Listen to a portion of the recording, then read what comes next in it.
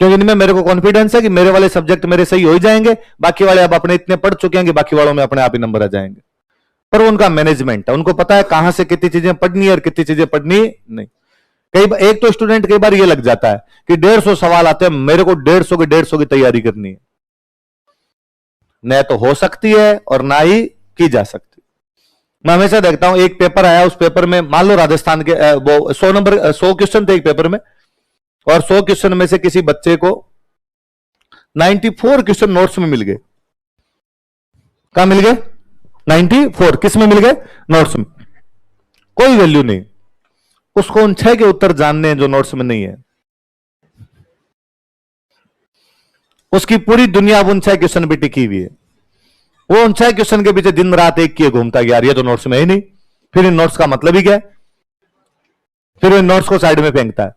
और वो 6 क्वेश्चन कहां मिलेंगे, वो भले उसके लिए 6 किताब पढ़नी पड़े, वो पढ़ेगा। उसने कहा नहीं सर, 6 क्वेश्चन बाहर से आए थे। अरे 94 इसके अंदर थे, और इसकी मेरिट 50% जाती है, एग्जाम की मेरिट 60% गई है। मतलब 94 में से तू 60 सवाल कर लेता तो भी तेरा प्री पास हो जाता, या जो भी एग्जाम था वो पास हो जाता। तो ये भी हमेशा ध्यान रहे कि हम क्या पढ़ते हैं, उसको कितना पढ़ना है और कैसे पढ़ना है। जब तक हम ये नहीं जानते तब तक कंपटीशन पास नहीं होते। मैं और बताऊं, यहां हम जितने सब्जेक्ट पढ़ाएंगे, मान लो मैं हिस्ट्री पढ़ाऊं, सर साइंस पढ़ाए, आगे कोई सर इकोनॉमी पढ़ाए, मैम आएंगे आपको ज्योग्राफी पढ़ाएंगे। आप इसको यूं समझिए कि मैं जैसे हिस्ट्री पढ़ाऊंगा तो मैं वास्तव में आपको हिस्ट्री सब्जेक्ट नहीं पढ़ाऊंगा।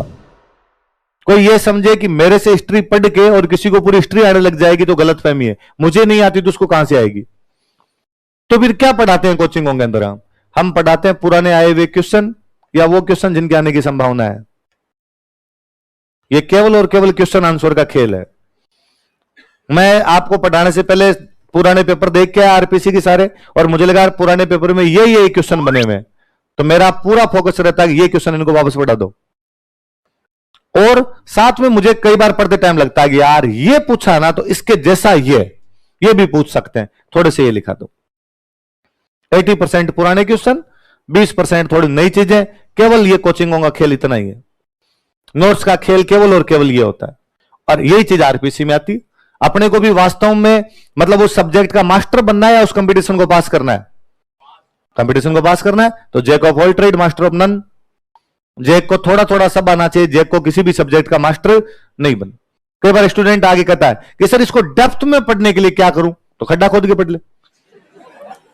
नहीं सर बुक बताओ, उससे क्या पढ़ो? दो तो नहीं पढ़नी है। क्यों जाना है डेप्थ में? डेप्थ में जाना है किसी को तो एमए करे, एमफिल करे, पीएचडी करे। इतना डेप्थ में जाएगा जिसकी हद ही नहीं है। हाँ, लेक्चरर बनेगा, आगे और लोगों को डेप्थ में लेके जाएगा बाद। या पेपर पास करना, ये क्या प्री पास, ये क्या मेंस पास, ये इंटरव्यू दिया, ये सिलेक्शन हुआ। बाद में इन किताबों के हाथ नहीं लगाना, फेंकनी है साइड में। तो पेपर जितने से पास हो सकता है उतनी चीजें पढ़ ली जानी चाहिए। आई बात समझ में? तो राजस्थान वाला पोर्शन मैंने बता दिया क्या उपयोगिता रखता है अपने आप के अंदर। ये प्री पास करवाने का सबसे बेहतरीन तरीका है कि कोई इसको बहुत अच्छा से करे, इस पूरे पोर्शन को, तो प्री इजी पास हो जाता है। उधर वाला पोर्शन को अच्छा सा और चार कर ले और अच्छा पास हो जाता है। मैं चाहूंगा आप दोनों को अच्छा कर लें, क्योंकि आपके पास पूरा टाइम पड़ा है। ये अक्सर वे बच्चे जो प्री के बाद आते हैं पूछते हैं मेरे सर मेरे को ऐसा तरीका बता दो जिससे प्री पास हो जाए, तो मैं ये तरीके बता देता हूं। मैं आपको चाहूंगा आप साइंस भी अच्छी सी पढ़ें, ये अच्छी सी पढ़ें, ताकि मैं अगली बार जब आपसे पूछूं कि आपके नंबर कितने आ रहे हैं तो आप मुझे वापस मुस्कुरा कहो कि सर कट ऑफ से 50 ज्यादा, या सर हमारे जितने आ रहे हैं उससे 50 कम कर लो, उतनी तुम्हारी कट ऑफ है। बाकी वाले उतने पे पास होंगे जितने से मेरे से 50 उनके कम होंगे, तब तो बात मजे की है।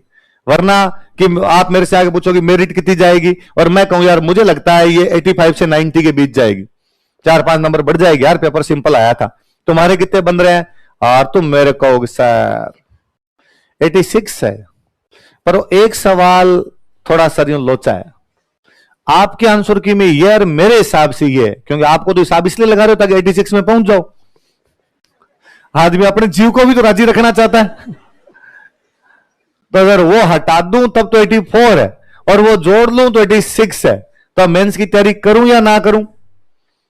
सर के पास क्या जवाब बचे? सर ही बाद में टाबर को राजी रखे, तो सर कहते कर ले एक बार तैयारी, यदि 85 गई तो हो जाएगा और नहीं भी गई ऊपर चली गई, D6 चली गई, D7 नहीं होगा तो पढ़ाई अगली बार काम आ जाएगी, पढ़ाई कभी व्यर्थ नहीं जाती, तो पढ़ाई तो कर ले कम से कम। तो पर उस स्टूडेंट से अगले 1.5 महीने तक, जब तक मेंस प्री का रिजल्ट नहीं आता, उस बंदे से पढ़ाई नहीं होती। उसके मन में ये रहता है 87 जाएगी, फिर वो थोड़ी देर बाद वापस कहता है ना ना 84 ही जाएगी। मैंने उन सर, वो सर राजवीर सर थोड़ी ज्यादा बताते हैं मेरिट, उन सर से पूछा था, उन्होंने कहा 82 जाएगी। तो उसके फेवरेट सर कई दिन तक वो रहते हैं दूसरे वाले 82 वाले, या मैं 82 बता दूं तो मैं फेवरेट सर रहता हूं बाद में उनका कई दिनों तक। ये हो ही नहीं। आप आके ये कहो कि नहीं सर अपने तो 120 आ रहे हैं, 125 आ रहे हैं, तब तो देखो फाउंडेशन बेस का मतलब निकलेगा। तब तो आप इस बात के लिए घर वालों को लाख लाख थैंक यू बोलो कि घर वालों ने आपको उस टाइम भेजा जब वैकेंसी नहीं है। अक्सर घर वाले अपने बच्चों को तैयारी के लिए तब भेजते हैं। भाई नॉर्मली स्टूडेंट यदि घर वालों को कहे कि मुझे आरएस की तैयारी करनी है, तो घर वालों का पहला सवाल क्या होता है, वैकेंसी आ गई? तो ना वैकेंसी इतनी है तो वैकेंसी आने दे, बाद में कोचिंग कर लेना, यही होता है नॉर्मल सवाल, यही होता है। पर यदि आपके घर वालों ने आपसे नहीं पूछा और आपको यहां भेजा है कि नहीं तू पहले से जाके तैयारी कर, ये बहुत अच्छी बात है कि अपने पहले से अच्छी तैयारी कर रहे हैं। पढ़ाई वही है जो शांति काल में होती है, युद्ध काल में तो मारा मारी है। वैकेंसी आने के बाद में यदि कोई पढ़ाई शुरू करता है तो फिर मारा मारी करता है अपने आप।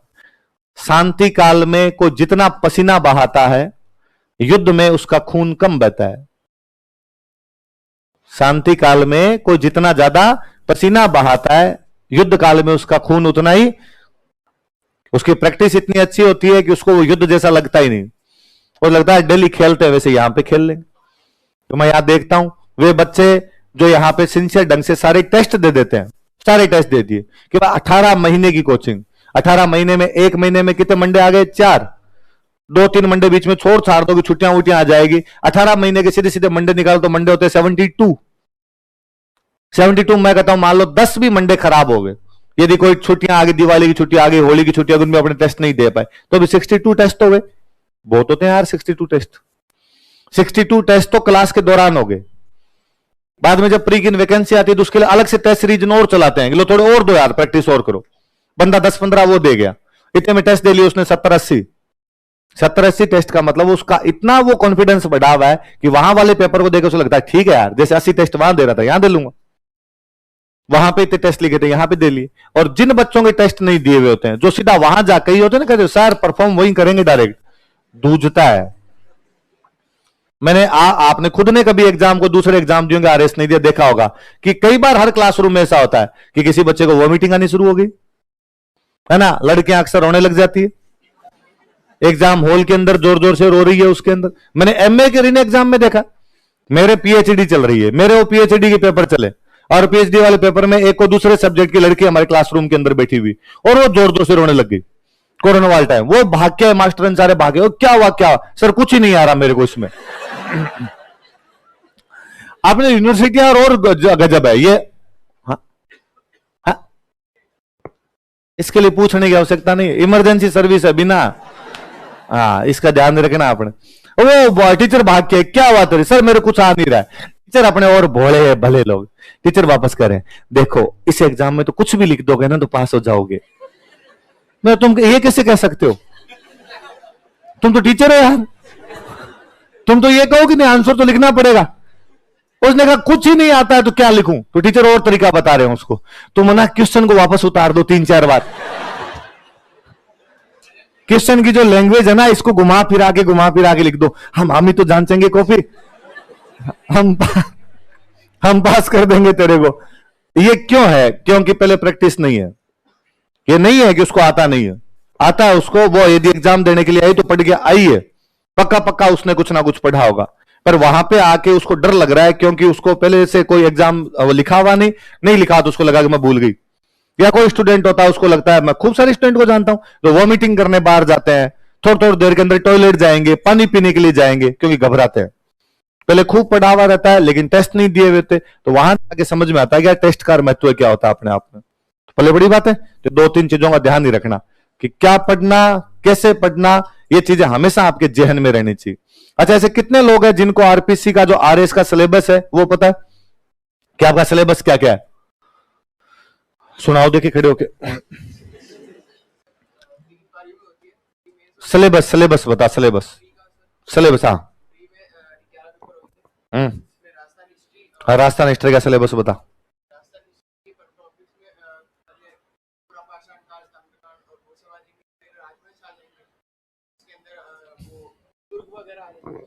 पढ़ के नहीं आया। हाँ तो ऐसे याद होने चाहिए, मैंने इसीलिए खड़ा किया। सिलेबस बैठ जा, कोई बात नहीं, शाबाश। सिलेबस एग्जैक्टली सबको याद होना चाहिए। वे लोग जिनको सिलेबस याद रहता है वो बाकी लोगों की तुलना में साइकोलॉजिकल लीड रखते हैं। आज घर पे जाके सबसे पहला काम यह करना है, आपका जो साइंस वाला रजिस्टर उसके पहले पन्ने पे पूरे साइंस का सिलेबस एग्जैक्ट लिखा होना चाहिए। मेरे वाला जो रजिस्टर बनाओगे उसके पहला पन्ना खाली छोड़ देना, उस पर पहले पे सिलेबस लिखना पूरा जाके। जैसा आरपीसी ने लिख रखा उसकी साइड से कॉपी पेस्ट मारना, अपनी तरफ से कुछ नहीं कि पहले ये है बाद में ये। उससे क्या होता है, जब आप पढ़ते हो तो अब आपको ये तो पता रहता है कि क्या पढ़ लिया और क्या पढ़ना है। और सबसे बड़ा तो ये है कि मास्टर जो पढ़ा रहा है वो काम का है कि नहीं। वरना कई बार तो बच्चों को मास्टर पढ़ा के चल जाता है, बच्चे को ये पता ही नहीं चलता कि ये सही पढ़ाया था कि नहीं पढ़ाया था। मैं अक्सर वो क्लास में एग्जाम्पल देता हूं। एक बार हमने बीच में कोई फर्स्ट ग्रेड के बैच बना लिए, कोई पुराने हमारे बच्चे थे, उन्होंने कहा कि सर हमें तो मास्टर जी बनना है और हमें पढ़ाओ। अब वो फर्स्ट ग्रेड वाले बैच बना तो लिए, पर यहाँ आरएस के बैच इतने होते हैं, उन बच्चों को पढ़ाए कौन। हमारी वाली फैकल्टी सारी आरएस में लगी रहती है। तो क्या यार थोड़े नए टीचर ले आते हैं, उनसे पढ़ा देते हैं। तो साइंस के एक नए सर लेके आए और साइंस वाले उन सर को उस क्लास में भेजा। मैं गया बाद में, मैंने जाके पूछा कि भाई साइंस में सर आए थे, कैसे पढ़ा गया। और लड़कों ने सर बेहतरीन, मजा आ गया, क्या पढ़ाया था सर, वेरी गुड, बहुत अच्छी बात है। दूसरे दिन वापस जाकर अरे सर पूछो ही मत आप क्या पढ़ा रहे हैं हमें। 10 दिन बाद में स्टूडेंट आए, उन्होंने कहा कि सर इन सर ने जो टॉपिक पढ़ाया वो हमारे सिलेबस में नहीं है। तभी तुम कह रहे थे कि पता नहीं क्या पढ़ा रहे हैं सर, तुम्हें समझ ही नहीं आ रहा था। तो तुम 10 दिन से पढ़ क्यों रहे थे, कि मजा तो आ ही रहा था सर। तो ऐसे मजे लेके क्या करना है आपने। तो सिलेबस सबको याद होना चाहिए। कल याद करके आओगे। चलो आप अपना हेडिंग डालो, लिखो राजस्थान का इतिहास, हिस्ट्री ऑफ राजस्थान। राजस्थान का इतिहास नया रजिस्टर नहीं है तेरे पास, इसमें साइंस ही लिखी, इसमें दोनों लिखेगा, साइंस का अलग है। हाँ फिर शाबाश, ठीक है। राजस्थान का इतिहास, हिस्ट्री ऑफ राजस्थान। हाँ एक और बात बताऊं मैं आपको। अक्सर आप में से खूब सारे स्टूडेंट ऐसे होंगे जो थोड़ा ज्यादा दिमाग लगाते हैं, कहेंगे यहां पे तो लिखूंगा रफ में और घर पे जाके करूंगा फिर। ये 8वीं क्लास नहीं है, जो होगा वो यही होगा। घर पे जाके केवल पढ़ाई करनी है, इसके अलावा रफ फेर का कुछ ही नहीं है। ये लिख लिख के पोथे नहीं भरने। आपकी जिंदगी का उद्देश्य ये नहीं होना चाहिए कि जमा जमा के नोट्स बनाऊंगा और अगली पीढ़ी के काम आ जाएंगे बाद में, है ना। कईयों को ये रहता ही है कि नहीं सर सुंदर सुंदर जमा जमा के नोट्स लिखने हैं, जैसे जिस राइटिंग में लिखे जाए उसमें लिख लो। अच्छा कईयों को ये रहता है कि सर हमारी राइटिंग खराब है, वो ज्यादा राजी हुई है। जिन लोगों की राइटिंग खराब है उनके नंबर ज्यादा आते हैं, क्योंकि आरपीसी को समझ ही नहीं आती क्या लिखा हुआ है। बेनिफिट ऑफ डाउट नाम की भी चीज होती है। मैंने ज्यादातर लोगों के राइटिंग खराब वालों के नंबर अच्छे देखे हैं, इसलिए लोड नहीं लेना इतना। और जिनकी राइटिंग अच्छी है उनकी भी पेपर में खराब हो जाएगी, क्योंकि इतने ज्यादा लिखना पड़ता है कि लास्ट तक जाते जाते तो आपका हाथ ही दर्द करने लग जाता है और लास्ट में जाते जाते सबकी राइटिंग खराब ही हो जाती है। राइटिंग अच्छी बुरी से ज्यादा इस बात पे ध्यान दिया जाए कि अशुद्धियां ना करो। कोई फर्क नहीं पड़े राइटिंग कैसी है कैसी नहीं है, अशुद्धियां नहीं होनी चाहिए। शब्द लिख रहे हो सही या नहीं लिख रहे हो उस पर ज्यादा ध्यान दिया जाना चाहिए। यह नहीं कि आपने राजस्थान का इतिहास लिखा और उसको ऐसे लिख रहे हो फिर, या उसको बाद में ऐसे लिख रहे हो। ये मारा मारी है। लिखने में आप भले ही हो, इतिहास को ऐसे भी लिख दोगे, नहीं समझ में आ रहा तो भी पल्ले पड़ता है कि चल चुला जाएगा, राइटिंग तो खराब है, समझ लेगा अगला हास लिखा तो आगे इति लिखा होगा और तो क्या है ना। अगला थोड़ा दिमाग लगा लेगा, फूटे अगले के पढ़ना उसको, आपको थोड़ी पढ़ना है, आपको लिख के आना पढ़ डालेगा अपने आप। ये नहीं होना चाहिए।